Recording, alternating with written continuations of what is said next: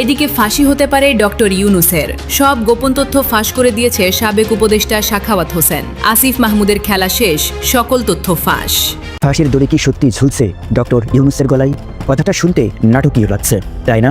একজন নোবেলজয়ী, বিশ্বের অন্যতম পরিচিত বাংলাদেশি মুখ, তার বিরুদ্ধে ফাঁসির কথা উঠছে। বেরিয়ে আসছে একের পর এক প্রফেসর ইউনূস সরকারের সমস্ত রোমহর্ষক কাহিনী। ব্রিগেডিয়ার সাখাওয়াত হোসেনের চাঞ্চল্যকর একটা মন্তব্য উঠে এসেছে। সেই চাঞ্চল্যকর মন্তব্যটা যদি সত্য হয়, তাহলে প্রফেসর ইউনূসের অন্তর্বর্তীকালীন সরকার বিতর্কিত হয়ে পড়বে এবং বৈষম্যবিরোধী আন্দোলন পুরোটাই বিতর্কিত হয়ে পড়তে পারে। খেলা যে চলছে কি লেভেলের সেটা এখন আপনারা বুঝতে পারছেন না। শেখ হাসিনা খেলা মোটামুটি গরম করে দিয়েছে, জাস্ট ফিনিশিং বাকি। ২৬ মার্চের আগেই বাংলাদেশের মধ্যে আওয়ামী লীগের রাজনীতি পুরো দমে ফিরে আসছে। সেই পুলিশ সদস্যদের লাশের হিসাব যখন পুলিশ বের করতে চাইবে, এসব মামলা যখন দেবে, তখন তো হাসনাত, সার্জিস, নাহিদ ইসলাম, আক্তার হোসেন এরা সকলে হুকুমের আসামি হবেন। তাহলে হুকুমের আসামি হলে বা এক একটি মামলায় যদি অজ্ঞাতনামা আসামি দিয়ে রাখা হয়, তাদেরকে তো দৌড়ে বেড়াতে হবে।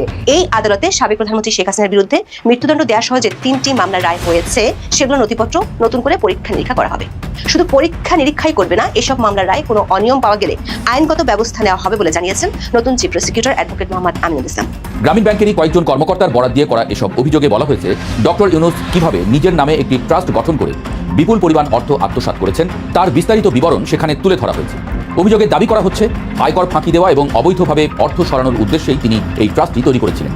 বাংলাদেশের রাজনীতির আকাশে এক অভূতপূর্ণ কালো মেঘ জমেছে প্রিয় দর্শক, যা সাধারণ মানুষের চোখে হয়তো দেখাটা একটু কষ্টকর হবে। তাই আমরা সম্পূর্ণ ভিডিও জুড়ে আপনাদের সামনে নিয়ে আসার চেষ্টা করব সেই চাঞ্চল্যকর তথ্য। ইতিমধ্যে গুরুত্বপূর্ণ ভিডিওর অংশবিশেষে প্রথমেই দেখেছেন যে ডক্টর মোহাম্মদ ইউনূস এবং তার উপদেষ্টাদের যে ফাঁসি হতে চলেছে, এটা আসলে কতটা সত্য এবং আইনগত ব্যবস্থা কি হতে পারে, কি পদক্ষেপ নেওয়া হতে পারে, তা এই ভিডিওর মাধ্যমে আমরা তুলে ধরার চেষ্টা করব। তাই প্রতি মুহূর্তে পর্দার আড়ালে ঘটে যাওয়া সকল আপডেট সবার আগে জানতে এখনই আমাদের চ্যানেলটি সাবস্ক্রাইব করে রাখুন।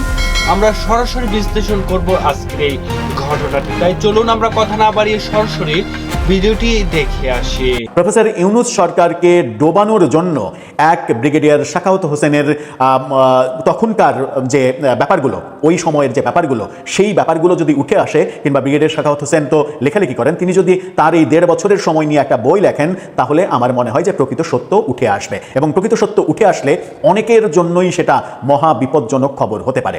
এবার তিনি চ্যানেল ওয়ান এবং আরিককে অনলাইন প্ল্যাটফর্মের সঙ্গে প্রথমবারের মতো সাক্ষাৎকার দিয়েছেন সরকারের দায়িত্ব শেষ হওয়ার পরে, এবং তিনি যথারীতি ওই প্রশ্নের মুখোমুখি হয়েছেন, স্নাইপার কারা ব্যবহার করেছে, এই শার্প শুটার কারা, এরা কি পুলিশের লোক নাকি সিভিলিয়ান, এই প্রশ্নের উত্তর দিয়েছেন তিনি। এবং সেই প্রশ্নের উত্তরের প্রসঙ্গে চাঞ্চল্যকর একটা মন্তব্য উঠে এসেছে।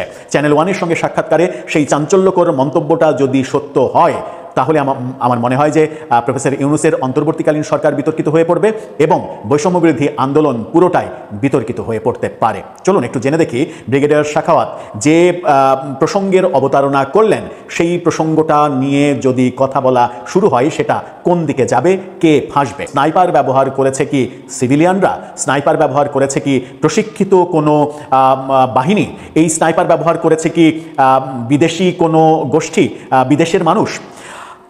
ব্রিগেডিয়ার সাখাওয়াত হোসেন যে কথাটা বলেছেন তার সাক্ষাৎকারের একটা পয়েন্টে, সেটা হচ্ছে যে অনেককেই দেখা গেছে যাদের চেহারাটা আমার দেশের চেহারার সঙ্গে মেলে না, অর্থাৎ বাংলাদেশের না। তিনি যখন দায়িত্ব পালন করেছেন তখন বিভিন্ন ইনভেস্টিগেশনে এই ব্যাপারগুলো উঠে এসেছে, বিভিন্ন ভিডিও চিত্রে তিনি এই ব্যাপারগুলো দেখেছেন। তিনি বলেছেন যে অনেককেই দেখা গেছে যে তাদের চেহারা বাংলাদেশের চেহারার আদলে গড়া না, অন্যরকম, তারা ভিনদেশী, তারা এই দেশি না। তাহলে তারা কোন দেশি? এবং সেই প্রশ্নের উত্তরে তিনি যেটা বলেছেন, এই ফটোকার্ডটা দেখে নিন, মোস্তফা ফিরোজের ভয়েস বাংলা চ্যানেলের এই ফটোকার্ডটা। সেখানে ব্রিগেডিয়ার সাখাওয়াত হোসেনকে কোট করা হয়েছে, বলা হচ্ছে অন্তর্বর্তী সরকার তো ভারত বিরোধী ছিল, একেবারে প্রকাশ্যে স্বীকার করে নিয়েছেন যে ভারত বিরোধী ছিল। যদি স্নাইপাররা ভারতীয় হতো তাহলে সরকার অবশ্যই তদন্ত করত, কেন করলো না? ওরা কি তবে পাকিস্তানি? এই কথাটা তিনি বলছেন। এটা কিন্তু ভয়ঙ্কর কথা। তিনি একেবারে সরাসরি স্বীকার করে নিচ্ছেন যে অন্তর্বর্তীকালীন সরকারের সময়ে তো ভারতের সঙ্গে ভালো সম্পর্ক ছিল না, ভারত বিরোধী সরকার ছিল। তো ভারত বিরোধী সরকার যেহেতু স্নাইপার যারা ব্যবহার করেছে, অনেকে অভিযোগ করেন যে পুলিশের মধ্যে ওই হিন্দিতে কথা বলছে, পুলিশের চেহারা মানে ভারতীয় বাহিনী রয়ের লোকজন এনে পুলিশের মধ্যে ঢুকিয়ে দিয়ে গুলি করানো হয়েছে, এই কথাগুলো তো আমরা শুনেছি। তো ওই প্রসঙ্গেই তিনি বলছেন যে স্নাইপাররা যদি ভারতীয় হতো তাহলে ভারত বিরোধী একটা সরকার সেই ব্যাপারে তদন্ত করে ব্যাপারটা বের করে আনতো। তার মানে স্নাইপার যারা ব্যবহার করেছে, যারা নিখুঁত হাতের নিশানা দেখিয়েছে, তারা ভারতীয় নন। তাহলে কি তারা পাকিস্তানি? সেই প্রশ্ন তিনি করেছেন। এবং তিনি তার আগে যে কথাটা বললাম, তিনি বলেছেন যে তাদের গড়নে আমাদের দেশের চেহারা মনে হয় না। এখন আপনি একটু চেহারার সাদৃশ্যের কথাই আসি। একজন ভারতীয় এবং একজন বাংলাদেশির মাঝে চেহারার যে পার্থক্য, সেই পার্থক্যটা কিন্তু খুবই কম। ভারতীয়দের চেহারা এবং বাংলাদেশি মানুষের চেহারার একটা সিমিলারিটি আছে, অনেকটা সিমিলারিটি আছে, কিন্তু একেবারেই সিমিলারিটি নেই পাকিস্তানি রিয়েল যারা পাকিস্তানিদের সঙ্গে বাংলাদেশের চেহারার কোনো সিমিলারিটি নেই। যেটা আমরা দেখি যে বাংলাদেশে অবস্থানরত অনেক বিহারির চেহারা, যেমন বাঙালির চেহারা একেবারেই আলাদা করা যায়, যে তারা বাঙালি না, একেবারেই আলাদা করা যায় চামড়ার রং দেখে, ফেসের কাটিং দেখে, শরীরের উচ্চতা দেখে বহুভাবেই মানে তাদেরকে পার্থক্য করা যায়। তেমনি পাকিস্তানিদের বাংলাদেশ থেকে একেবারে পরিষ্কারভাবে পার্থক্য করা যায়, দুই একটা ব্যতিক্রম বাদ দিয়ে। সেই কারণেই কি তাহলে ব্রিগেডিয়ার সাখাওয়াত হোসেন বললেন যে এই অন্য যাদেরকে দেখা গেল যারা বাংলাদেশি না, বাংলাদেশি মানুষের চেহারার সঙ্গে মেলে না, এই কথাটা তিনি যখন বললেন, আবার তিনি যখন বললেন যে ভারতীয় যদি স্নাইপার হতো তাহলে ভারত বিরোধী সরকার তো তদন্ত করতো, তার মানে কি জুলাই আন্দোলনে পাকিস্তান থেকে স্নাইপার সাপ্লাই দেওয়া হয়েছে এবং পাকিস্তানি প্রশিক্ষিত জঙ্গিরা এই আন্দোলনের মধ্যে তৃতীয় পক্ষ হিসেবে ঢুকে গিয়েছিল, কিংবা কোনো একটা স্বার্থান্বেষী গোষ্ঠী তাদেরকে ব্যবহার করেছিল স্নাইপার দিয়ে উদ্দেশ্য সফল করার জন্য। যেমন বিতর্ক রয়েছে পানি লাগবে পানি, মীর মুগ্ধর মৃত্যু নিয়ে বিতর্ক রয়েছে। বিতর্ক মানে তার মৃত্যু নিয়ে বিতর্ক নেই, কিন্তু তিনি যেখানে পানি লাগবে পানি করছিলেন সেখানে কোনো পুলিশের অস্তিত্ব ছিল না। তাহলে অতি নিখুঁতভাবে শুধু তাকেই গুলিটা বিদ্ধ করলো, অন্য কেউ গুলির স্পর্শ পেল না। এই নিখুঁত কর্মটা কোনো সাধারণ পিস্তলধারী কিংবা সাধারণ রাইফেল ব্যবহারকারীর হওয়ার সম্ভাবনা খুবই কম, শার্প শুটারের কাজ হওয়ার কথা। যে বিতর্কটা আমরা 1.5 বছর ধরে শুনে আসছি, সেই বিতর্কগুলো কি এখন তাহলে প্রাণ পাচ্ছে? এবং ব্রিগেডিয়ার সাখাওয়াতের চ্যানেল 1-এর সঙ্গে সাক্ষাৎকার কিংবা আরেকটা অনলাইন চ্যানেলের সঙ্গে সাক্ষাৎকারের এই ব্যাপারগুলো কি নতুন করে প্রফেসর ইউনূস সরকারের ব্যাপারে ভাবমূর্তি নষ্ট করার দিকে নিয়ে যাচ্ছে?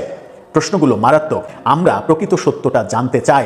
ব্রিগেডিয়ার সাখাওয়াতকে স্বরাষ্ট্র মন্ত্রণালয় থেকে কেন সরিয়ে দেওয়া হয়েছিল? কেন তাকে নিষ্ক্রিয় করে রাখা হয়েছিল? কেন ব্রিগেডিয়ার সাখাওয়াত আজকে দায়িত্ব শেষে এসে বলছেন যে স্নাইপাররা এদেশীয় ছিল কিনা আমার সন্দেহ রয়েছে, তারা যদি ভারতীয় হতো তাহলে প্রফেসর ইউনূসের সরকার তো সেটা তদন্ত করত। শেখ হাসিনা যে কোন লেভেলের খেলোয়াড় আপনারা এখনো যারা বুঝতে পারেননি তারা এখনো মায়ের ভোগে আছেন। শেখ হাসিনা কিছুদিন আগে নির্দেশ এমনি দেয়নি যে শীর্ষ পর্যায়ের নেতারা সকলে আপনারা দেশে আসেন এবং তৃণমূলের যে সকল কর্মীরা আছে তারা যাতে প্রস্তুত থাকেন। অলরেডি যারা দেশে আসা তারা কিন্তু দেশে আসা শুরু করে দিয়েছে। আমি কারো নাম বলছি না। খেলা মোটামুটি বাংলাদেশে শুরু হয়ে গিয়েছে। খেলা যে চলছে কি লেভেলের সেটা এখনো আপনারা বুঝতে পারছেন না।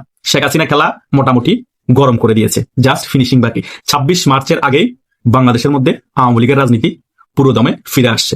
হয়তোবা আওয়ামী লীগের উপর যে কার্যক্রমের যে নিষেধাজ্ঞা দেওয়া আছে সেটাও উঠে যাওয়ার সম্ভাবনা খুবই বেশি।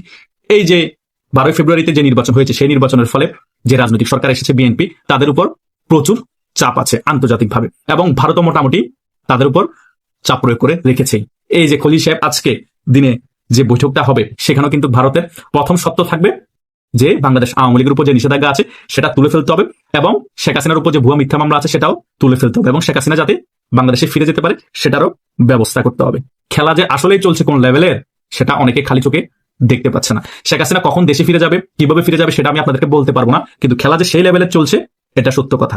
আর খলিলও কিন্তু মোটামুটি ভারতের সাথে আজকে বৈঠকের পর কি কথা হয়েছে এবং আগামীতে 1 মাসের মধ্যে বাংলাদেশে কি ঘটবে সেটাও আমরা মোটামুটি আজ করতে পারবো। কিন্তু ভারত কি বিষয় উত্থাপন করবে সেটা আমরা বিভিন্ন সূত্রের মাধ্যমে আগে থেকে মোটামুটি জানতে পেরেছি। কারণ ভারত তো মোটামুটি কেন বিএনপিকে সমর্থন দিয়েছে, কেন বিএনপি সরকার আসলে চেয়েছে সেটা তো আমি গত ভিডিওতে বলেছি যে একটি রাজনৈতিক সরকার আসলে বা বিএনপি সরকার আসলে আওয়ামী লীগকে বাংলাদেশের রাজনীতি ফিরানো অনেক বেশি সোজা হয়ে যাবে।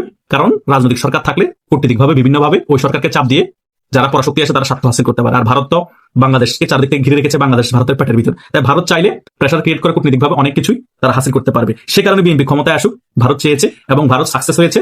ভারত এই কূটনীতিক খেলায় জয়লাভ করেছে। এখন সেকেন্ড স্টেপ হচ্ছে এই রাজনৈতিক সরকার বিএনপিকে চাপ প্রয়োগ করে আওয়ামী লীগের কার্যক্রমের উপর যে নিষেধাজ্ঞা আছে সেটাকে তুলে নেওয়া এবং সারা বাংলাদেশের মধ্যে আওয়ামী লীগের যে সকল নিরীহ কর্মীদের নামে মিথ্যা মামলা আছে, তারা গ্রেপ্তার হয়েছে, জেলের ভিতরে আছে, তাদেরকে আস্তে আস্তে জামিনের ব্যবস্থা করা এবং বাংলাদেশ আওয়ামী লীগকে বাংলাদেশের রাজনীতিতে সচল করা।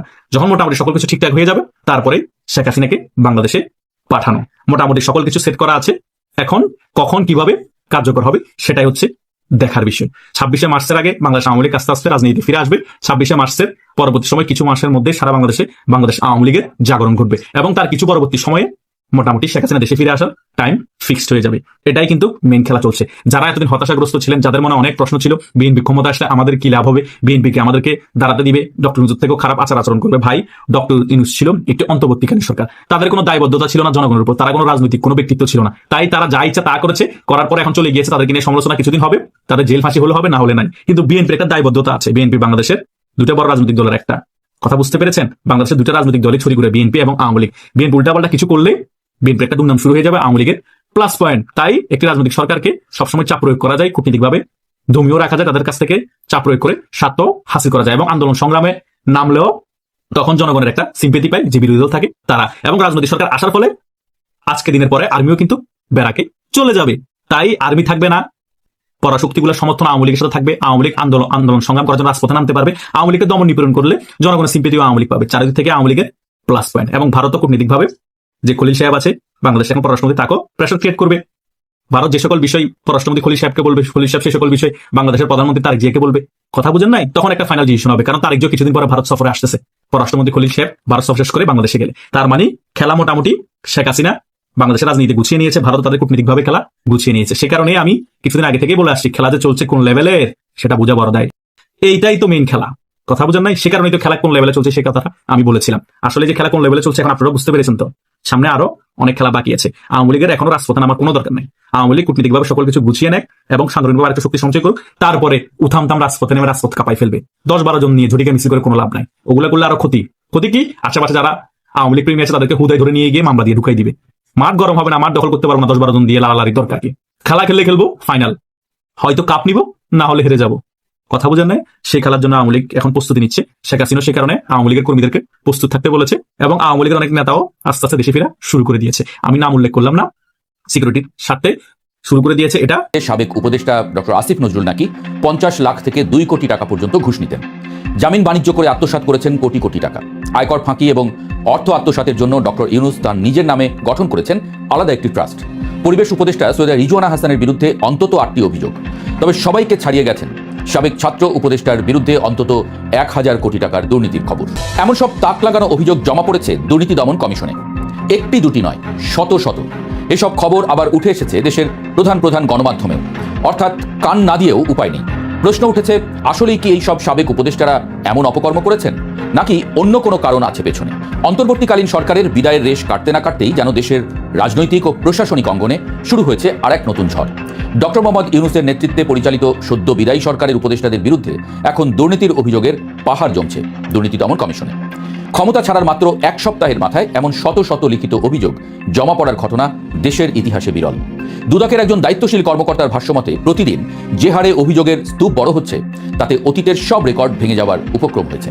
সূত্র বলছে, এই সব অভিযোগের বেশিরভাগই নাম পরিচয় গোপন করে করা হলেও বেশ কয়েকটি ক্ষেত্রে অভিযোগকারীরা নিজেদের পরিচয় স্পষ্ট করেই লিখিত চিঠি জমা দিয়েছেন।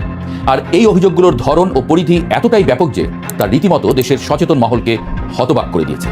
দুদকের অভ্যন্তরীণ সূত্রগুলো থেকে জানা যাচ্ছে, অন্য যে কোনো সাধারণ অভিযোগের ক্ষেত্রে দুদক যে ধরনের যাচাই বাছাই প্রক্রিয়া অনুসরণ করে থাকে, সাবেক উপদেষ্টাদের বিরুদ্ধে আসা সব অভিযোগের ক্ষেত্রেও একই পদ্ধতি অবলম্বন করা হবে। তবে অভিযোগের তীর যাদের দিকে, তাদের রাজনৈতিক ও সামাজিক অবস্থান বিবেচনায় এই তদন্ত প্রক্রিয়া যে বেশ স্পর্শকাতর হবে তা বলাই বাহুল্য। বিশেষ করে সাবেক প্রধান উপদেষ্টা নোবেল জয়ী অর্থনীতিবিদ ডক্টর মোহাম্মদ ইউনূস সহ প্রায় সব হেভিওয়েট উপদেষ্টার নামেই যখন দুর্নীতির তকমা লাগছে, তখন পুরো বিষয়টি নিয়ে জনমনে তৈরি হয়েছে তীব্র কৌতূহল।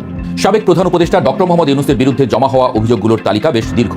এর মধ্যে সবচেয়ে বেশি আলোচনা তৈরি করেছে গ্রামীণ টেলিকম ও গ্রামীণ কল্যাণের অর্থ সংক্রান্ত বিষয়গুলো।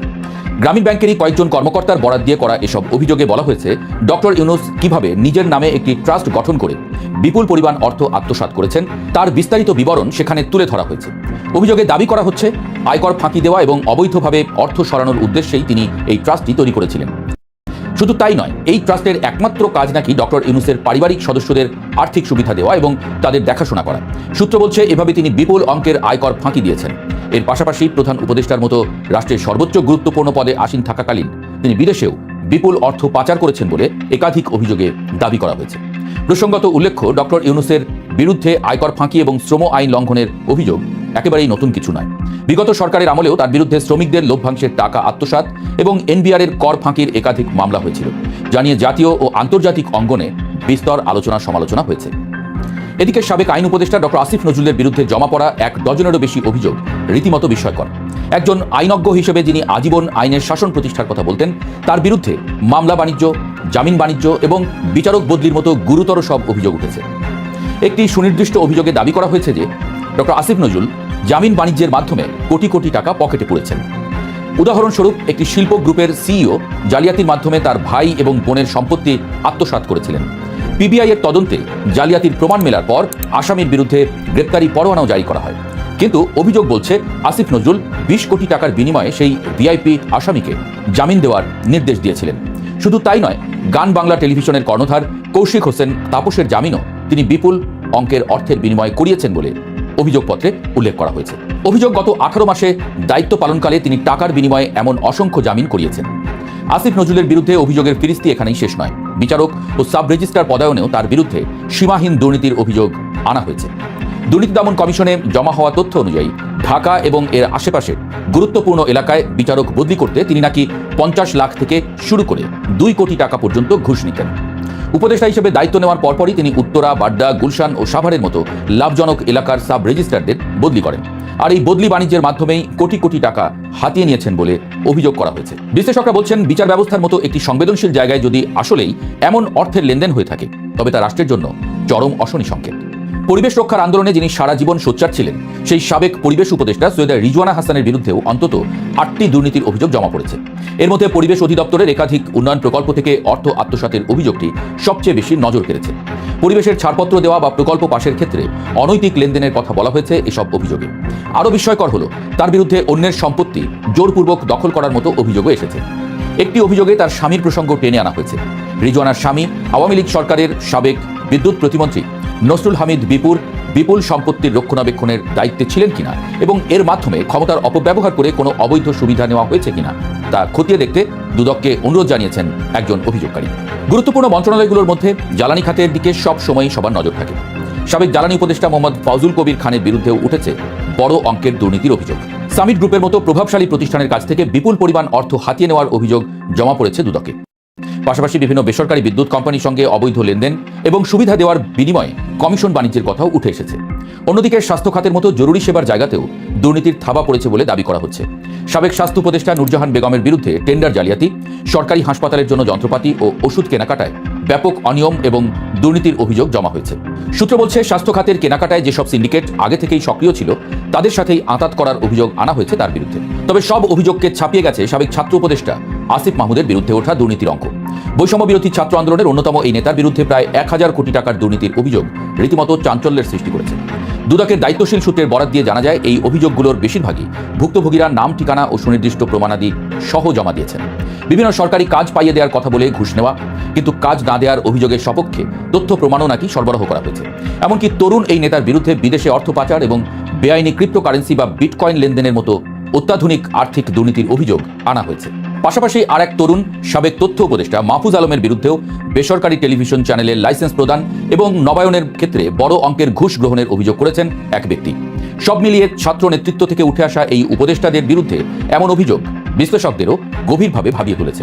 এসব অভিযোগের বিষয়ে দুর্নীতি দমন কমিশন জানিয়েছে, তারা প্রতিটি অভিযোগ অত্যন্ত সতর্কতার সঙ্গে যাচাই বাছাই করছেন। প্রাথমিক অনুসন্ধানে যেসব অভিযোগের অন্তত কিছুটা সত্যতা বা শক্ত ভিত্তি পাওয়া যাবে, কেবল সেগুলোকেই আনুষ্ঠানিক তদন্তের আওতায় আনা হবে। এই বিষয়ে ট্রান্সপারেন্সি ইন্টারন্যাশনাল বাংলাদেশের নির্বাহী পরিচালক ডক্টর ইফতেখারুজ্জামানের অত্যন্ত স্পষ্ট বক্তব্য। যদি সাবেক উপদেষ্টাদের বিরুদ্ধে দুর্নীতির প্রাথমিক কোনো তথ্য পাওয়া যায় এবং সেগুলো যদি আইনের দৃষ্টিতে আমলযোগ্য হয়, তবে অবশ্যই তার সুষ্ঠু তদন্ত হওয়া উচিত। কেউই আইনের ঊর্ধ্বে নন, তা তিনি যত বড় পদেই থাকেন না কেন। অভিযোগের সত্যতা প্রমাণিত হলে তাদের দৃষ্টান্তমূলক শাস্তির আওতায় আনতে হবে। সাবেক উপদেষ্টারা আসলেই এমন অপকর্ম করেছেন নাকি তাদের বিরুদ্ধে ষড়যন্ত্র হচ্ছে, সেটা দেখতে কিছুদিন আমাদের। আশা করছি সম্পূর্ণ ভিডিওটি দেখেছেন এবং বুঝতে পেরেছেন যে আসলে বর্তমান দেশের রাজনৈতিক পরিস্থিতি এবং রাজনৈতিক অঙ্গনের যে কাঠামোটা সেটা কিন্তু অবশেষে কিন্তু একদম শেষের দ্বার প্রান্তে চলে এসেছে। অন্তর্বর্তীকালীন সরকার ডক্টর মোহাম্মদ ইউনূস সহ যে উপদেষ্টারা রয়েছে তারা নাকি দুর্নীতির দায় নিয়েছে এবং এই কথাগুলো যে আসছে আওয়ামী লীগের তরফ থেকে বা যে সকল লোকজন আছে তাদের তরফ থেকে আসলে এটা কতটা কার্যকারিত হবে তা নিয়ে কিন্তু এখন ধাঁধালো একটি সময় পার করছে মানে প্রধানমন্ত্রী বা এই যারা আছেন মানুষজন তাদের কিন্তু নিয়ে। প্রিয় দর্শক, এই ঘটনাটি জুড়ে কিন্তু ছিল আজকের বিস্তারিত ঘটনাটি অত্যন্ত গুরুত্বপূর্ণ, তাই ভিডিওটি অবশ্যই যারা এখন পর্যন্ত শেয়ার করেননি অবশ্যই শেয়ার করে অপরকে দেখার সুযোগ করে দেবেন এবং আরও যে সামনে আমরা ভিডিও নিয়ে আসছি সেগুলো দেখতে অবশ্যই আমাদের চ্যানেলটি সাবস্ক্রাইব করে রাখবেন। সবাই ভালো থাকুন, সুস্থ থাকুন, আল্লাহ হাফেজ।